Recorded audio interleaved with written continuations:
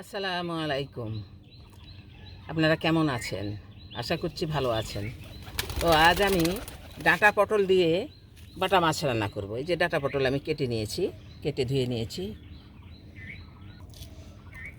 এই যে বাটা মাছ আমি নিয়েছি, কেটে ধুয়ে রেখে দিয়েছি। সঙ্গে কয়টা আলুও দিব। এই তরকারিটা রান্না করতে আমার লাগছে পেঁয়াজ কুচি,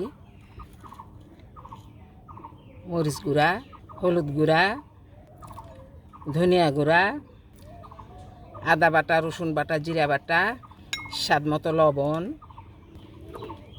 গোটা জিরা, তেজপাতা, সয়াবিন তেল তো লাগবেই। আমি মাছটাকে হলুদ লবণ দিয়ে একটু ভেজে নেব। ডাঁটা পটলটাকেও আমি হলুদ লবণ দিয়ে আংচিয়ে নেব। ডাঁটা পটল আমি ভেজে নিব। কড়াই আমি তেল দিয়েছি, পটল ডাঁটা আমি ভেজে নিব। এখন আমি হলুদ দিলাম, লবণ দিয়ে আমি আলুটাও দিলাম।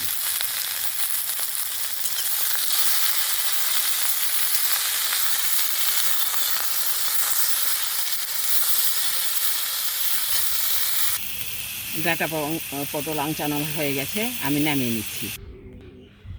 মাছগুলোকেও আমি ভেজে নিব, হলুদ লবণ মরিচ দিয়ে মেখে নিয়েছি।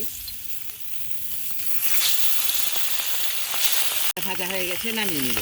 ফোড়নের জন্য আমি কড়াই চুলায় দিয়েছি, তেল দিয়ে নিচ্ছি। গোটা জিরা, পেঁয়াজ কুচি। এখন আমি পেঁয়াজ কুচিটাকে বাদামি করে ভেজে নিব। পেঁয়াজ কুচি ভাজা হয়ে গেছে, এখন পানি দিয়ে দিচ্ছি। আমি এখন রান্নার মশলাগুলি এক এক করে দিয়ে নিব। জিরা বাটা,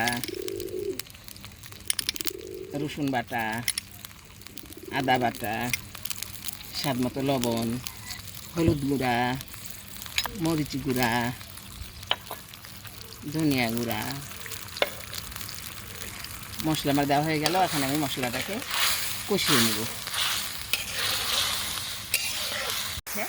এখন আমি ভেজে রাখা পটল ডাঁটা দিয়ে দিচ্ছি। ডাঁটাটাকে আমি আবার মশলার মধ্যে কষিয়ে নেব। ডাঁটা পটল, আলু, ডাঁটা পটল আমার কষানো হয়ে গেছে। এখন আমি পরিমাণ মতো ঝোল দিয়ে নিচ্ছি।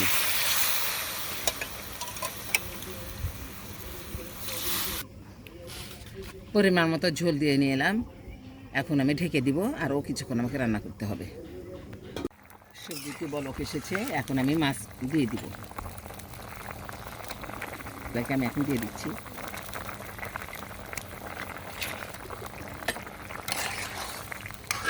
দিলাম, এখন আমি ঢেকে দিব।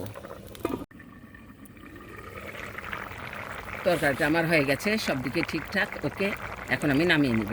আমার ডাঁটা পটল বাটা মাছের ঝোলটা আমার হয়ে গেছে। আপনার ইচ্ছা করলে এইভাবে ট্রাই করতে পারেন। আশা করছি ভালো লাগবে। আপনারা সবাই ভালো থাকবেন, সুস্থ থাকবেন। আল্লাহ হাফেজ।